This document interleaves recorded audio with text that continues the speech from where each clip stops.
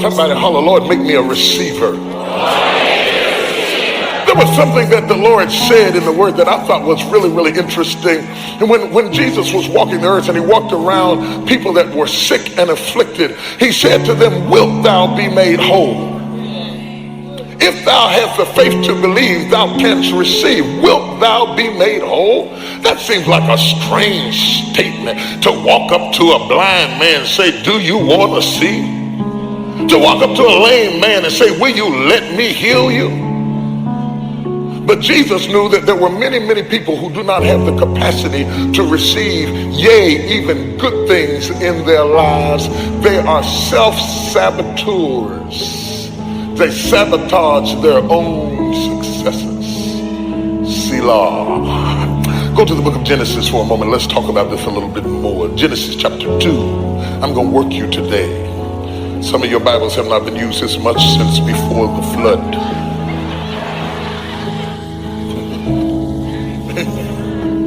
Man has been created. He now steps into this environment. Check it out.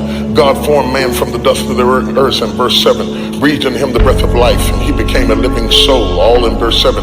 Verse 8, and the Lord God planted a garden eastward in Eden, and there he put the man whom he had formed. He planted the garden eastward of Eden, and then put the man into that was finished. Somebody say, Lord, put me in something that's finished. Yes, yes, yes, yes, yes, yes. Put me in something that's finished. God has a prepared blessing for you. God has a prepared blessing, and he wants to bring you into something that's already finished and already developed, and he's trying to get you ready for it. He's not trying to get it ready for you. He's trying to get you ready for it. God has a prepared blessing.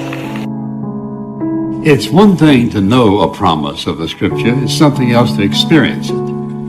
So when we talk about the promises of God, the Bible's full of them. We talked about, many people say there are 40,000, 32,000, 8,000. As we said before, the important thing is not how many, but the fact that God has kept every promise he's made, and he's never forgotten a single one. His promises come in two forms. They're either conditional, which means he makes a promise conditioned upon something that must happen or must not happen. And he makes an unconditional promise, which means he promises something is going to happen, and regardless of the circumstances, it will happen and cannot change. He's an awesome, loving God who desires to give us promises by which we're to live. And if you'll think about it for a moment, many people wonder why God doesn't answer their prayer. One of the primary reasons is the fact they ask for things that are not the will of God. And secondly, they doubt. And one of the primary reasons people doubt God answering their petition is because they don't have any foundation for it. That is, they ask, and it's a matter of feeling and hoping and wishing, but no foundation. If you're asking God to give you guidance in some area, or if it's something that you need in your life, you need, listen, to put a foundation to that so that you can get anchored in that. And there are many promises in God's Word, and there's a promise for every single solitary thing that you and I need is here. I believe the promises of God that it's okay to pursue. I said I believe it's okay to pursue the promises of God. I believe that's a way to respond. To pursue the promise. If there's a promise in the Word of God and you heard about it, I don't want you to get to the place where you say, well, I just supposed to just sit here and let it happen. Folks, I don't believe things just happen. I believe.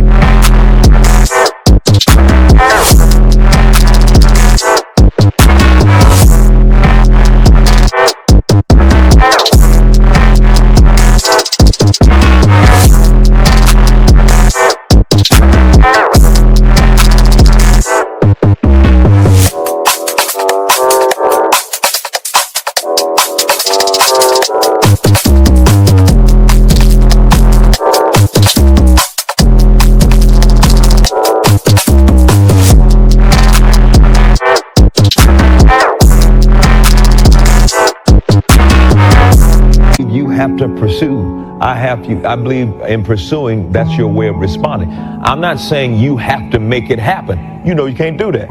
I'm saying that Jesus has already made it happen. How do you respond to what Jesus has already done? All right.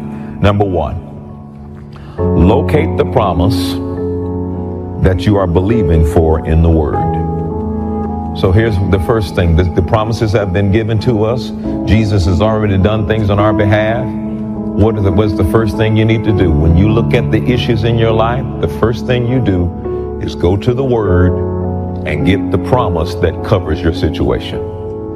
Locate the Word that covers your situation.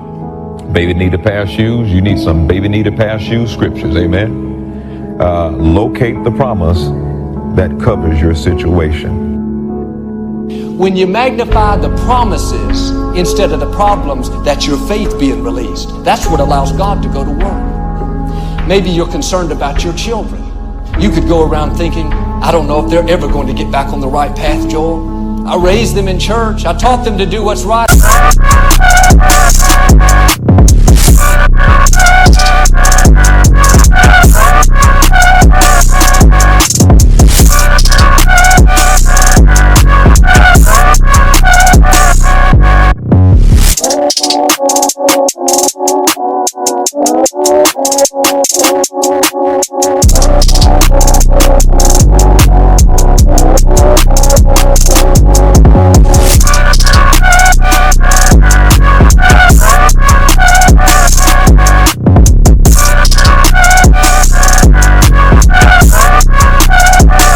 I just don't understand it. Or you can say, Father, thank you that as for me and my house, we will serve the Lord. God, you promised the seed of the righteous will be mighty in the land. God, you said if I'd raise my children in the fear of the Lord, they would not depart from it. They may be off course temporarily, but Lord, I want to thank you that they're coming back, that they will fulfill their destinies. If you'll change your focus from the problem to the promise, worry will leave. Doubt, fear, negativity will go. Faith will rise up. You'll know that God is still on the throne. He's bigger than anything you're facing. What He promised, He will bring to pass. Don't let the devil trick you into looking at your bad times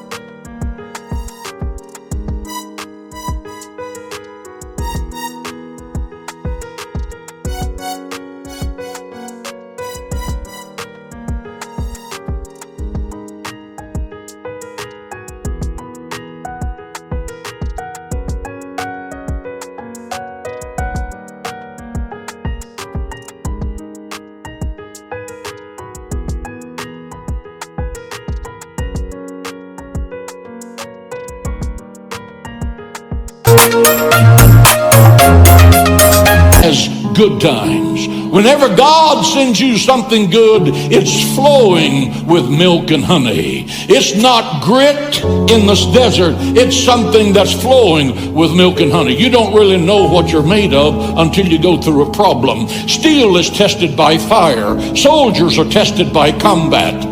Not dress parades, combat. Saints of God are tested by fiery trials, by any other name, problems. 1 Peter 4:12, Beloved, think it not strange concerning the fiery trials you go through, which is to try you, as if some strange thing were happening to you. Peter says, trials are normal. Say that with me. Trials are normal. Trials are sent to expose your weakness Anyone can shout and jump about when all the bills are paid, there's money in the bank, the Mercedes is in the garage, the Blue Cross Blue Shield is paid up. But how do you act when you get in bitter water? Do you get angry? Do you start blaming other people? Are you becoming resentful? Are you pouting?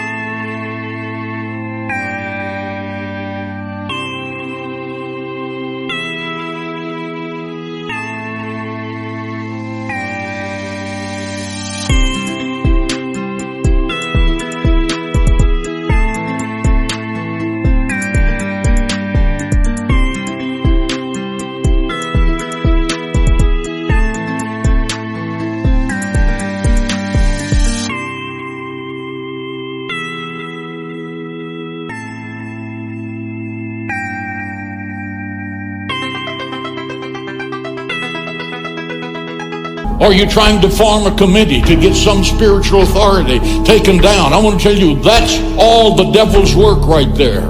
If you're in a trial and it is bitter, ask yourself, what's your role in getting out of this? And I assure you, God will show you the way out.